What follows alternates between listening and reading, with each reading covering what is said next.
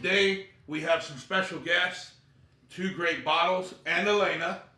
Say Hello. hi. So we have Blantons single barrel made right here, Buffalo Trace in Frankfort, Kentucky. And then all the way from Old Canada, we have Caribou Crossing. The reason why these 2s were picked is, one, because to me, this is sort of like Canadian's version of Blantons. You know, correct me if I'm wrong. I just kind of felt that whole aura. Wouldn't you agree, Elena? Yeah. The tops, the look. And so we're going to dig into more about how fun this one's going to be because Elena has never tried both. That is correct. So, and we'll share some information about her and why she certainly deserves a drink. Coming up next on Bourbon, Cars, and Cigars, Caribou Crossing versus Blanton Single Barrel Bourbon.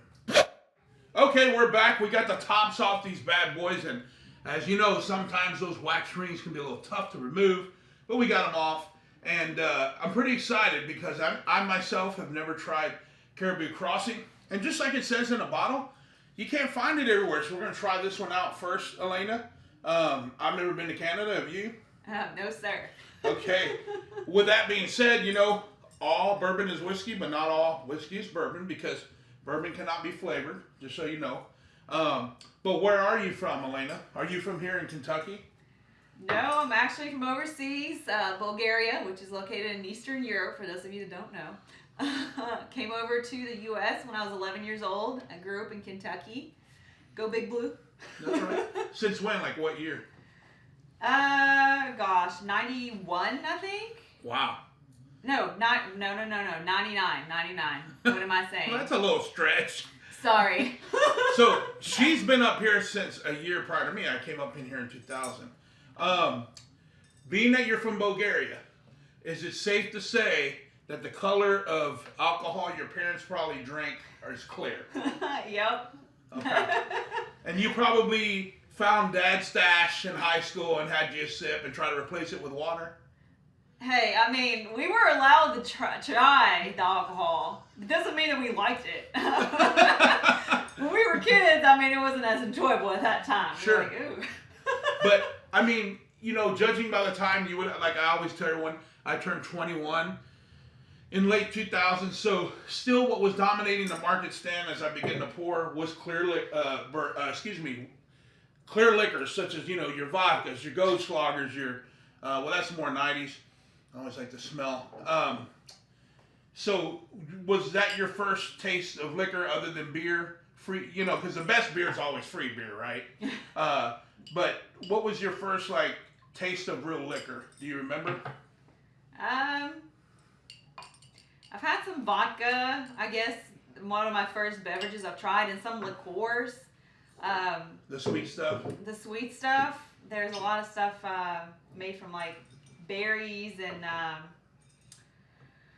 I'm trying to think over there. It's close to tequila, but it's not quite tequila. There's some homemade different liquors that they made over there when I was a kid. Like here, that would be like moonshine, stuff like that. Something close to moonshine, yeah. That what would they probably call be it? close. Do you remember? Rakia.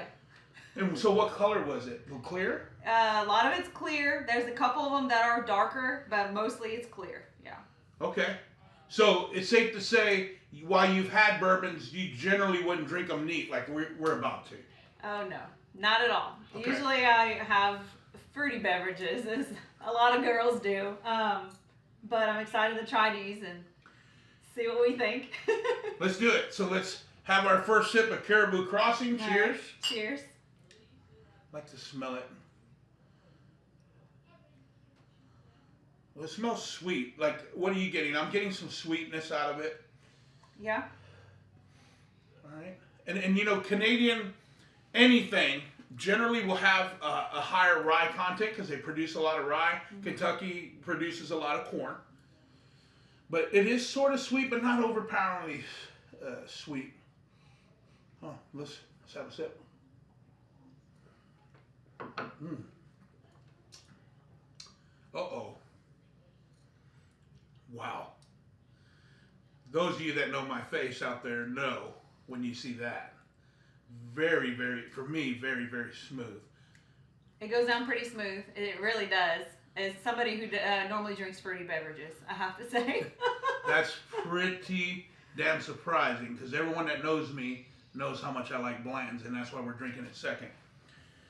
Let's get off track a little bit here. Why do you think you deserve this drink? I know why you deserve this drink, but what has happened recently to you that makes you think you deserve a good drink today?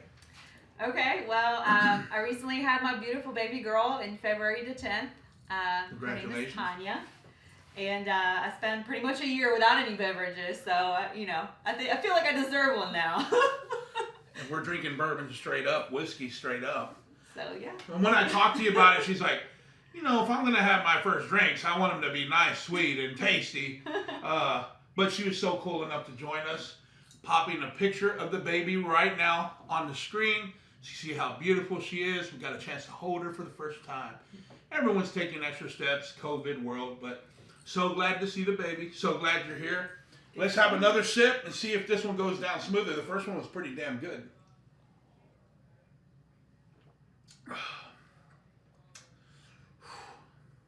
It's pretty smooth. Pretty smooth. I have to say. I'm surprised. Actually. What are you getting? I'm getting a little fruits. I always say orange, citrusy, but a lot of people say other things. I do feel like there's a citrusy flavor to it for sure. Yeah. I don't know. It's hard to describe. And I drank the whole thing. You don't, what we call it the Kentucky hug. When you feel it right in here, that's called a warm, they call it the Kentucky hug or a hug. I don't quite feel that. There is a light burn, but it's very pleasant and I welcome it. I've had men on here drink some of these bourbons and start choking. You didn't. It might be her Bulgarian blood, but hey, right? You were born for this, but so you weren't taken back by it. It didn't push you back at all. No, not at all. I do feel the warmness kind of going down as you after you take a sip, but it's a pleasant, smooth drink, and the aftertaste is really good. It is a little citrusy, like he said. Yeah, I enjoy it. So good. That's straight up. That's just straight, and I'm so glad you're doing that. You can finish yours up. All right, in the next video, we're going to be trying Blantons, so stay tuned. That was loud, the clap. All right, but we're back, and we are getting ready to try some Blantons. Here's what I'm scared about is I have professed, I still think Woodford Reserve is the best made, attainable bourbon on the planet. So if I'm in Texas, I can go to a few liquor stores, see some family. Not all the bars carry it, but I could eventually find some Woodford Reserve. So I kind of put it up there as my number one because you got to be able to find it and drink it. Blends anywhere other than Kentucky.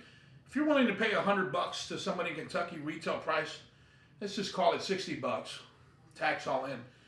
It's still not that easy, but you could get it. If you talk to the right person, you could get it. This one is sort of a lot rarer. So let me read the bottle.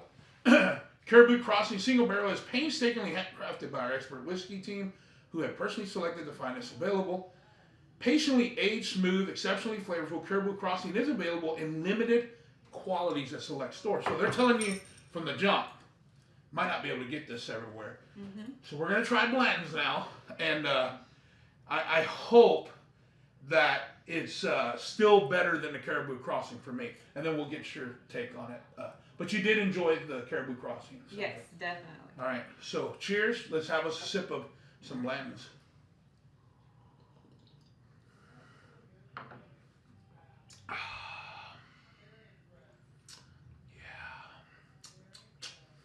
Good old Kentucky bourbon, single barrel. What do you think? So, smell, I didn't even do the smell. From the jump, me personally, I can smell the oak barrel that we put it in. Can you smell a little of the wood essence? Yes, I am getting a hint of the wood. I definitely feel like this one didn't go down as smooth. Maybe it's sure. It's not as sweet as the first one that we tried right here. But I don't know if it's just the girl in me that doesn't feel like it's just as sweet as the first one. But yeah. All right. Well, you did take a sip. You know, I've already done a review on Blantons, and it's damn good. It's very tasty. And I get what you're saying, because from a guy's perspective, we like it a little bit more stout, I guess. I know plenty of men who don't like a stout bourbon. You took this one like a champ. I feel like some guys probably would have felt the hug. I don't know. And I'm not trying to classify men against women here, but this is like your first bourbon since having a child, right? Yes, it is for sure. The second one we tried, I could tell, I still feel a little bit of a burn, like a hug, you said, after having that sip of it. Excuse me. Sure. Well, we got to do it again, because the second drink always goes down better than the first, so I'm going to have it. You can wait. That's more than fine. Oh. All right. Really good. Second one.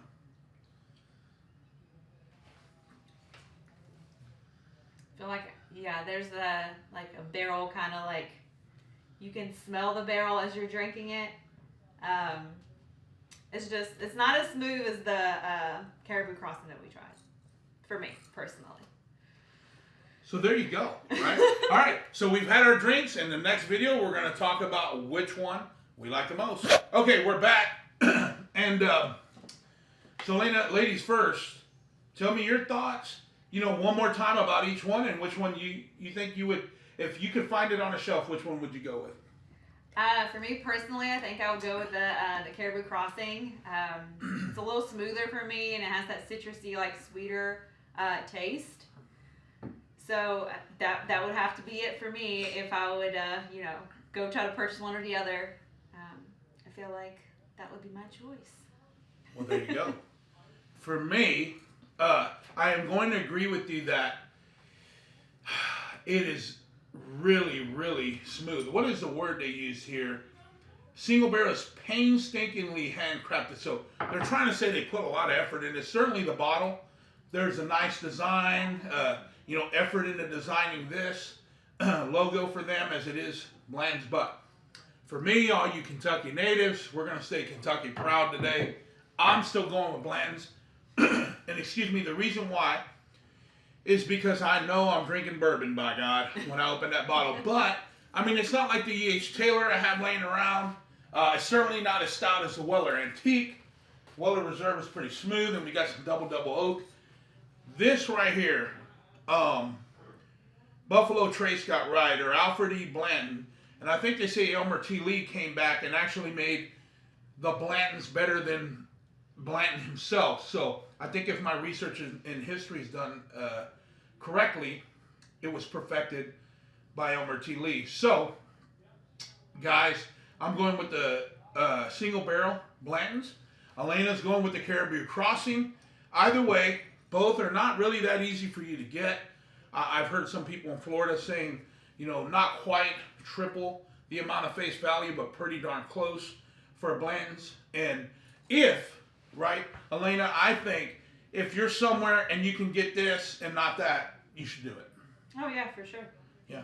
So would you're saying you would try this bourbon again? Oh, definitely, yeah. Okay, cool.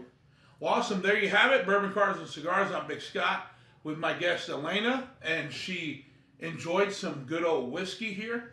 It was made in Canada. I'm going to stay with the Kentucky Proud. You have two different palates here, two different tastes, but I will agree, I'm sure happy I got to try the Caribou Crossing. It was damn good. Yeah, definitely. All right. Till next time, we'll see you.